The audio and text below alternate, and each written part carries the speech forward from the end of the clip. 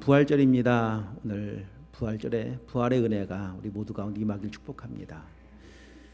부활하신 예수님을 처음 목격한 사람은 예수님이 12제자 중에 한 사람이 아니었습니다.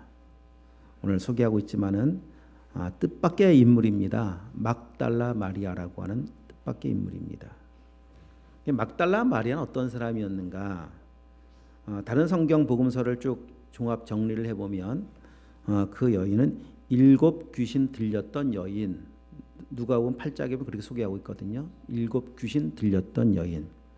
7이라는 숫자를 통해서 우리가 암시하듯이 7은 완전 숫자 아니겠습니까? 그러니까 완전한 고통입니다. 완전한 사망의 삶을 오랫동안 살아왔었습니다. 마귀에게 사로잡혀서 인생이 밑바닥의 삶을 살면서 그 어떤 사람에게도 인정받지 못하고 철저하게 외면당하고 무시당하고 그 상처와 고통 속에 울부짖는 삶을 살 수밖에 없었던 여인의 삶이었습니다. 그런데 놀랍게도 예수님께서 이 여인을 찾아오셨고 만나주셨습니다. 그리고 구원함을 받았습니다. 예수님 만나서 깨닫게 된 것은 하나님께서 나 같은 사람도 사랑하신다는 사실을 깨닫게 된 거 아니겠습니까? 나 같은 비참한 인생, 나 같은 죄인을 위해서도 예수님께서 이 땅에 오셨다. 예수님은 나 같은 존재를 위해서 십자가에 못 박혀 내 대신 죽으시고 그리고 나를 의롭다 하시기 위해서 부활하셨음을 믿게 된 겁니다. 그 믿음으로 말미암아 은혜롭고 영광스러운 하나님의 자녀가 되었다라고 하는 사실이 얼마나 감격스러웠는지, 그 사랑이 너무 감격스러워서 예수님의 공생애 중에는 2번의 향유를 붓는 사건이 나오는데 가장 먼저 예수님의 발에 향유를 부었던 여인이 바로 이 막달라 마리아입니다. 또 한 사람의 여인도 이름도 마리아예요. 참 마리아라는 이름을 성경에 보면 참 많이 만나게 되어지는데, 마리아라는 여인의 모습들은 아주 대부분 다 헌신적인 모습들을 만나게 되어집니다. 어떻게 그렇게 비싼 향유를 그들은 드릴 수가 있었을까?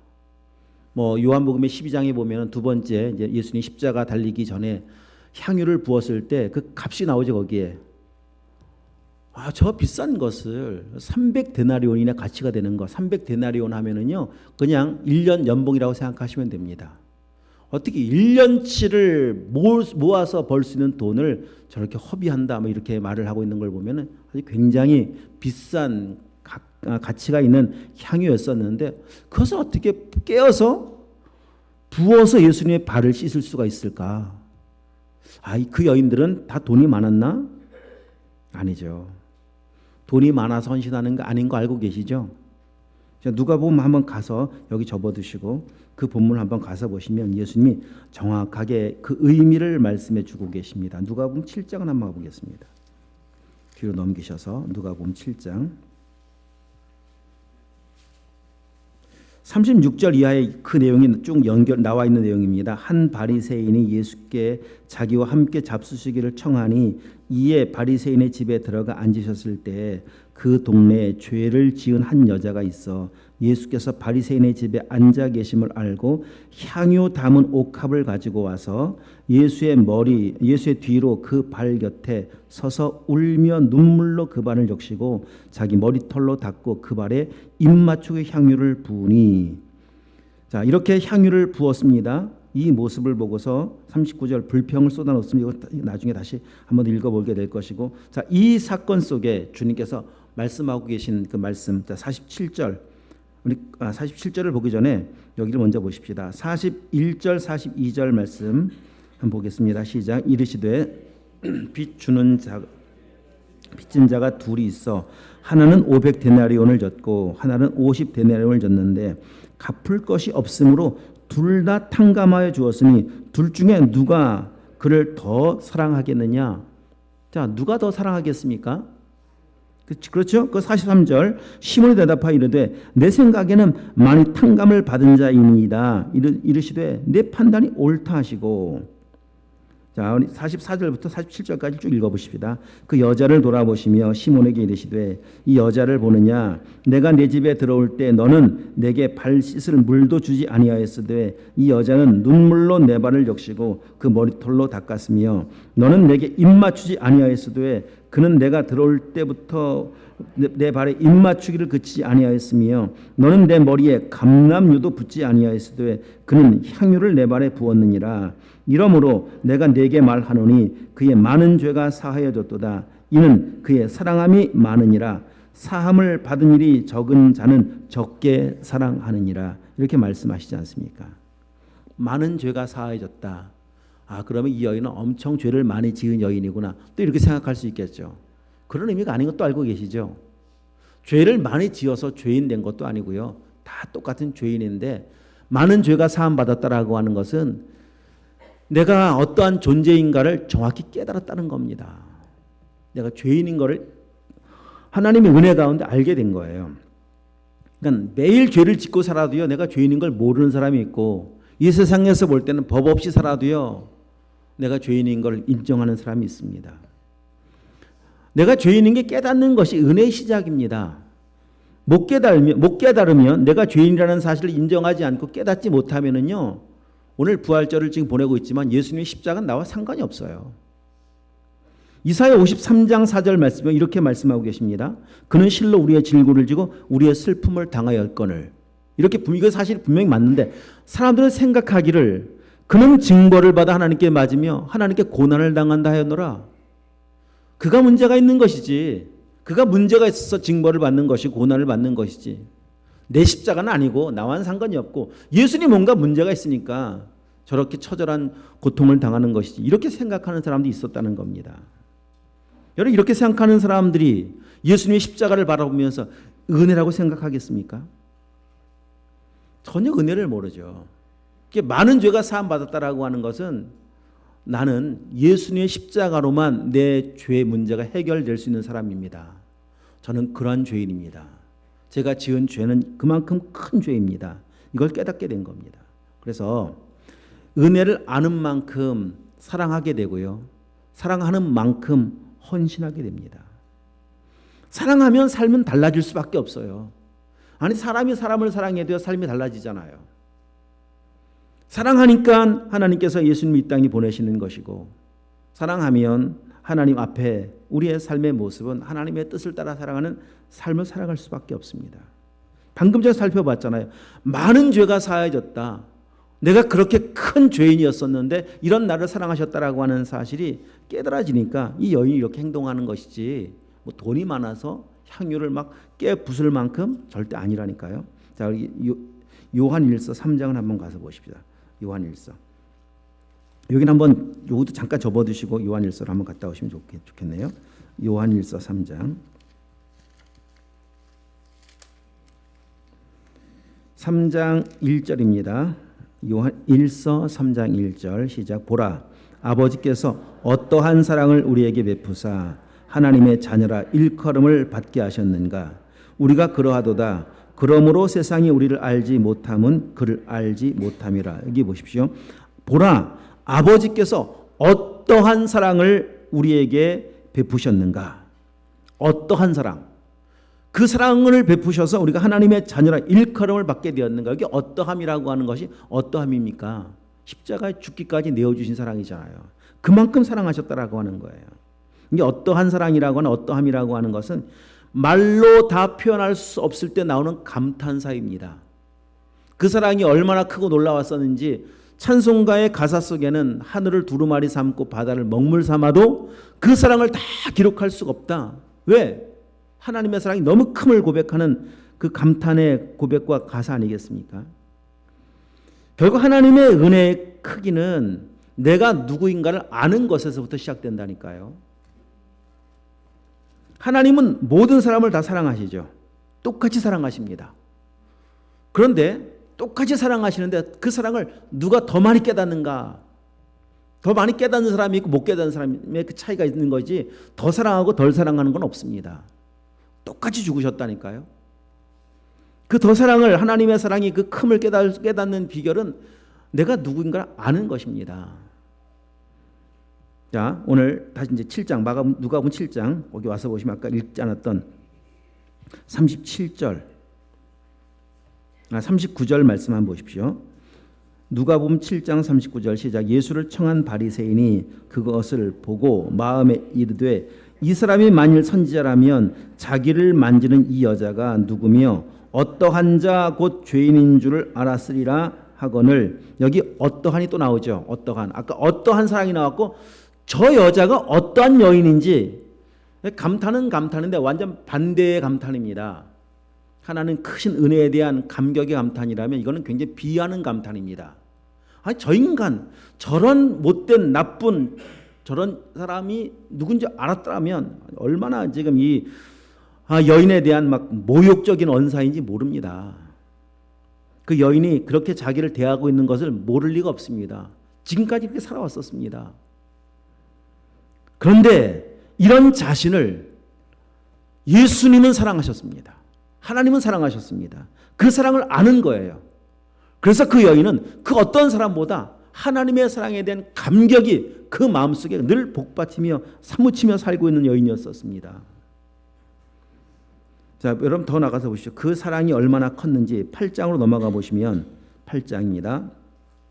1절부터 3절 한번 계속 읽어보겠습니다. 그 후에 예수께서 각 성과 마을에 두루 다니시며 하나님의 나라를 선포하시며 그 복음을 전하실세 12 제자가 함께하였고 또 악귀를 쫓아내심과 병 고침을 받은 어떤 여자들 곧 7 귀신이 나간 자 막달라 마리아이라 하는 마리아와 헤롯의 청지기 구사의 아내 요한나와 수산나와 다른 여러 여자가 함께하여 자기들의 소유로 그들을 섬기더라. 할렐루야. 예수님이 사역을 하는 그 과정 속에서 여기 여러 사람이 소개되고 있는데 그 중에 한 명이 막달라 마리아도 포함되어 있다니까요. 자기의 소유로 예수님께서 증거하시는 복음 사역을 섬겼던 사람이었다고 소개하고 있습니다. 은혜 받고 구원받고 마리아의 삶은 달라졌습니다. 더 이상 옛날 과거의 그 죄악된 삶에서 더 이상 살지 않습니다. 벗어났습니다. 열심히 일을 합니다. 이제 일을 해야 할 분명한 목적이 생겼습니다. 왜입니까? 바로 자신이 가진 것으로 복음 사역을 위해서 주님이 행하시는 사역을 위해서 내가 함께 섬기고 동참하기 위한 목적이 생겼기 때문이었었습니다. 여러분 이것이 이례적인 사건이 아닙니다. 옛날에 한번 뜨거웠을 때 한번 주님 만났던 그 감격 때문에 반짝반짝 이런 것이 아니죠. 오늘 본문으로 와서 보시면 마가복음 15장 와서 보시겠습니다. 자, 마가복음 15장 40절 한번 읽어볼까요? 마가복음 15장입니다. 40절입니다. 멀리서 바라보는 여자들도 있었는데 그 중에 막달라 마리아와 또 작은 야고보와 요새 어머니 마리아와 또 살로메가 있었으니 예수님께서 십자가 지는 현장까지 그냥 그 여인은 줄곧 쫓아왔습니다. 줄곧 동행해 왔습니다. 모두가 다 버린 제자들마저도 버린 십자가 근처에 십자가의 그 자리에 이 여인이 함께 있다니까요. 그리고는 15장 46절 47절입니다. 빌라도는 예수를 15장 46절 시작. 요셉이 세마포를 싸서 예수를 내려다가 그것으로 싸서 바위 속에 판 무덤에 넣어두고 돌을 굴려 무덤에 놓음에 막달라 마리아와 요셉 어머니 마리아가 예수 둔 곳을 보더라. 무덤까지 쫓아갑니다. 그리고 16장에 넘어와 보시면은 자 16장 1절에서 읽습니다. 안식일이 지남에 막달라 마리아와 야고보의 어머니 마리아와 또 살로메가 가서 예수께 바르기 위하여 향품을 사다 두었다가 장사 지낸 뒤에도 무덤을 찾습니다. 그 시신 위에 향품을 바르려고. 이 여인은 예수님을 떠날 수가 없습니다. 예수님 만난 이후로 예수님의 곁을 떠날 수가 없습니다. 왜 그렇습니까 도대체? 그 사랑 때문 아니겠습니까? 다 외면하는 나를 품어주시고 받아주시고 용납하신 그 사랑 때문 아니겠습니까? 나를 위해 이 땅에 오신 예수 그리스도, 나를 대신해 죽으신 예수 그리스도, 그 사랑의 감격 때문 아니겠습니까? 그 은혜를 알고 그 사랑을 알고 있기 때문에 이 여인은 성경의 마지막 예수님께서 부활하실 때 가장 먼저 만나는 부활의 목격자, 부활의 첫 증인 될 수 있었다니까요. 여러분 반면에 한번 보십시오.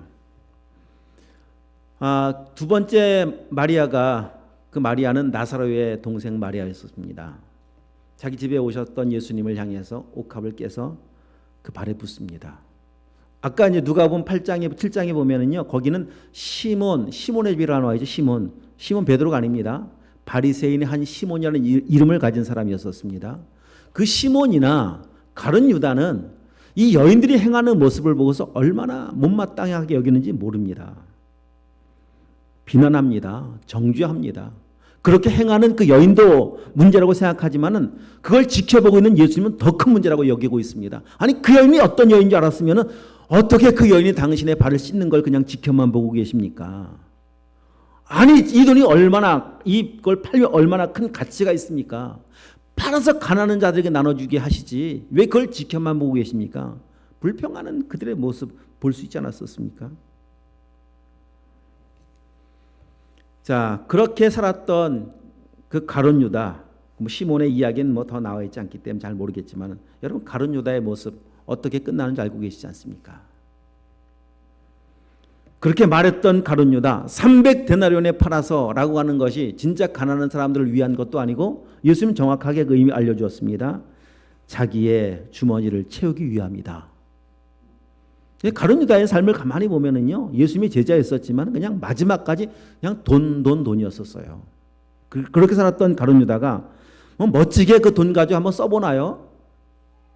예수님 판 돈도 결국은 다 던져버린 채 그는 스스로 목매어 죽는 아주 비극적 인생의 결말을 성경을 통해 만나지 않습니까? 그 차이가 뭐겠습니까 도대체? 그 시몬의 차이와 가룟 유다와 그 두 여인 마리아의 차이가 뭡니까 도대체? 그 차이는 은혜의 차이입니다. 하나님께서 모두 다 똑같이 사랑하셨는데 나 같은 죄인인 걸 모르고 있습니다. 나를 향하신 하나님의 사랑을 모르고 있습니다. 한 사람은 아는 사람이고 한 사람은 모르는 사람입니다. 모르는 사람이든 아는 사람이든 여러분 모른다고 멀리 있습니까? 세상에 있습니까? 예수님이 제자 중에 한 명이었었습니다. 바리새인 중에 한 명이었었습니다. 너무 나름 신앙이 좋다고 말은 하는데 하나님의 은혜는 몰라요. 하나님의 사랑은 만나본 적이 없습니다. 그래서 은혜를 아는 것과 모르는 것의 차이가 이렇게 커요. 삶을 살아가는 태도가 다르고요. 삶의 마지막은 더더욱 다르죠. 진짜 천국과 지옥 차이 아닙니까? 은혜를 모르고 사랑을 모르고 그래서 믿음이 되지 못하면 결국이 뭡니까 도대체 인생의 결국이. 이 땅에서 삶을 살아가는 태도가 뭐 천지 차이고요. 마지막의 결말은 이건 완전한 비극과 천국의 차이입니다. 자, 오늘 본문에 보면은 12절 그 후에 그들 중 두 사람이 걸어서 시골로 갈 때 예수께서 다른 모양으로 그들에게 나타나셨다. 이 사람들도 똑같아요. 여기는 지금 이렇게 나와 있지만 한 절로 간단하게 나와 있지만은 누가복음 24장에 보면은 이 사람들의 이야기가 굉장히 길게 나와 있습니다. 우리가 알고 있는 엠마오로 가는 두 사람의 이야기입니다. 자, 엠마오로 가던 자기의 고향으로 그냥 터덜터덜 움직이고 있었던 그들은 나름 열심히 예수님을 따랐던 그 무리 중에 한 명이었었습니다. 근데 예수님께서 비참하게 십자가 지고 돌아가시는 것을 목격했거든요. 마치 닭 뒀던 개가 그냥 닭을 잃어버린 채 하늘을 바라보다가 실망하고 돌아가는 것 같이 이들은 지금 그런 모습이었었습니다. 절망, 낙심밖에 없었습니다. 그 놀랍게도 그런 그들을 주님이 찾아가세요.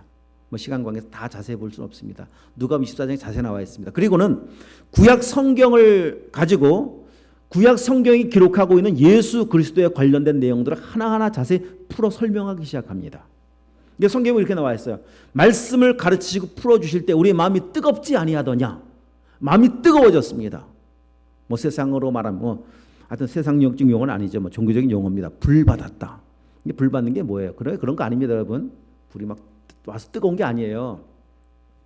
가슴이 뜨거워졌다라고 하는 것은 구약 성경을 통해서 선지자들을 통해서 말씀하신 예수 그리스도께서 이 땅에 오셨고 죽으셨는데 그 예수님의 죽으심은 바로 나 때문에 죽으신 거구나. 이거 깨닫게 된 거예요. 그래서 가슴이 뜨거워진 거예요. 그 사랑이, 하나님의 사랑이 가슴속에 밀려온 겁니다. 그 사랑을 깨닫고 난 뒤에 이들은 가던 길을 돌이켜요. 그리고 예루살렘으로 돌아가서, 오늘 성경은 이렇게 말씀하고 있죠. 자, 두 사람이 13절 한번 읽어보겠습니다. 두 사람이 가서 남은 제자들에게 알렸으되 역시 믿지 아니하더라. 그 두 사람도 가던 길을 돌이켜 유턴하여 예루살렘으로 돌아가서 부활하신 예수님 만났다고 가서 증거하기 시작합니다. 그런 삶을 살기 시작합니다.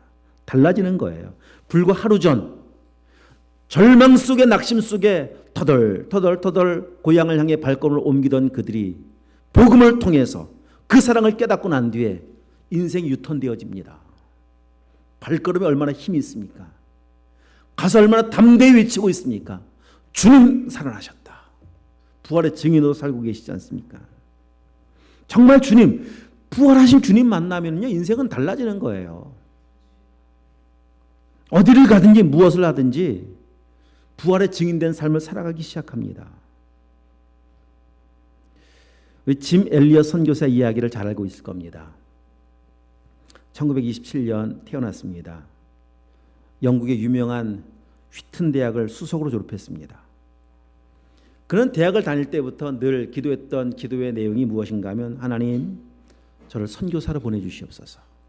이것이 그의 기도의 제목이었습니다. 그리고 저 남미 에콰도르라고 하는 지역을 가슴에 품고 나가기 위해서 늘 기도하고 준비를 하고 있었습니다. 그가 또 나가려고 하는 그 에콰도르의 한 민족, 그가 품은 민족은 와다니 민족이었습니다. 그 민족은요, 외부에서 온 사람들은 무조건 죽이는 민족이에요. 그게 전통입니다. 그러니까 가면 자기도 죽을 거 아는 거예요. 그걸 죽을 걸 알고서 선교를 준비하고, 그리고 때가 되어서 그 짐 엘리엇 선교사와 그 5명의 선교사님들이 그 지역으로 들어갑니다. 그리고 들어가서 사역한 지도 얼마 안 되어서 그들의 전통에 의해서 그냥 침입자가 되고 아주 잔인하게 창과 칼에 찔려 죽음을 당하고 말아요. 그리고 그들이 죽고 난 뒤 얼마 안 되어서 이 사람들의 부인들이 들어갑니다. 또 희한한 전통이죠. 여자들은 안 죽인대요. 부인들이 들어가서 남편들의 뒤를 이어서 선교의 사명을 감당하는 거예요.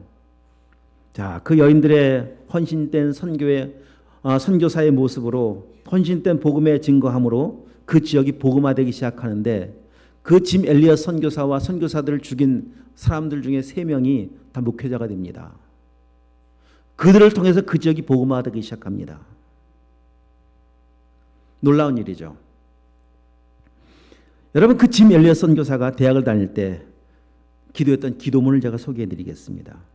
늘 다니면서 이런 기도문을 가지고 기도하면서 학교를 보냈던 거예요. 하나님, 저를 어서 와다니족에게 보내주소서. 아버지, 제 생명을 취하소서. 주의 뜻이라면 제 피를 취하소서. 주의 삼키는 불로 제 피를 태우소서. 제 것이 아니기에 아끼지 않겠습니다. 주님, 가지시옵소서. 다 가지시옵소서. 제 생명을 세상을 위한 희생으로 사용하소서. 피는 주님의 제단에 흐를 때만 가치가 있습니다. 하나님, 마른 막대기 같은 제 삶에 불을 붙이사 주님을 위해 온전히 소멸하게 하소서. 나의 하나님, 제 삶은 주님의 것이오니 다 태워주소서. 저는 오래 사는 것을 원하지 않습니다. 다만 주 예수님처럼 꽉 찬 삶을 살기 원합니다. 참, 우리의 기도가 얼마나 다른가를 발견하지 않습니까?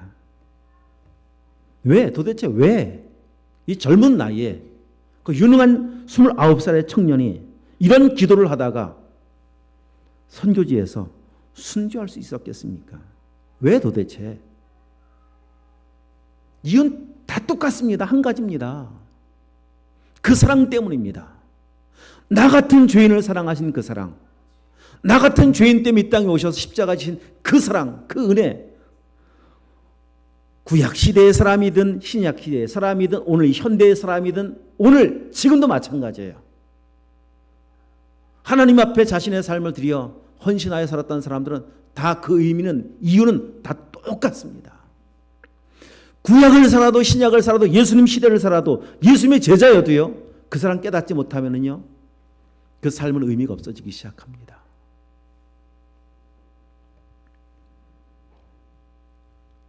그 짐 엘리엇 선교사가 남긴 유명한 말 있잖아요.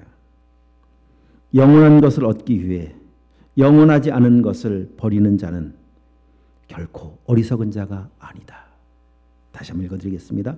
영원한 것을 얻기 위해 영원하지 않은 것을 버리는 자는 결코 어리석은 자가 아니다.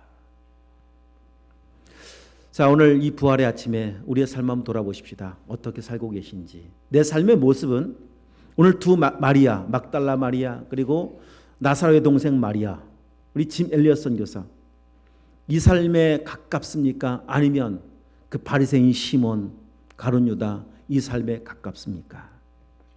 이제 오늘 우리의 삶이 부활의 예수님이, 십자가 예수님이 나의 죄를 대신한 예수님이시고, 부활의 예수님이 로마 4장 25절 나를 의롭다 하시기 위한 부활의 예수님이신 것이 진짜 머리로 하는 성경 한 구절이 아니라 나의 믿음이 되고 나의 고백이 되고 나의 간증이 되어서 우리의 삶도 주님 때문에 의미가 있어지고, 우리의 삶도 오늘 주님이 원하셨던, 여러분 보십시오. 자, 마지막 우리 한번 이 말씀 읽겠습니다. 15절 이하에 주님이 마지막 분부하셨던 명령 아니겠습니까?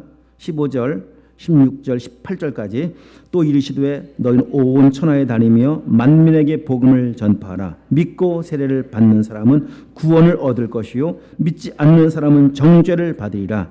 믿는 자들에게는 이런 표적이 따르니 곧 그들이 내 이름으로 귀신을 쫓아내며 새 방언을 말하며 뱀을 집어 올리며 무슨 독을 마실지라도 해를 받지 아니하며 병든 자에게 손을 얹은즉 나으리라 하시더라. 주님 마지막 분부 명령이신 우리 지상대 명령을 이루어가는 부활의 증인된 삶을 살아가시는 진짜 복된 삶 우리 모두가 되실 수 있기를 주님으로 축복합니다.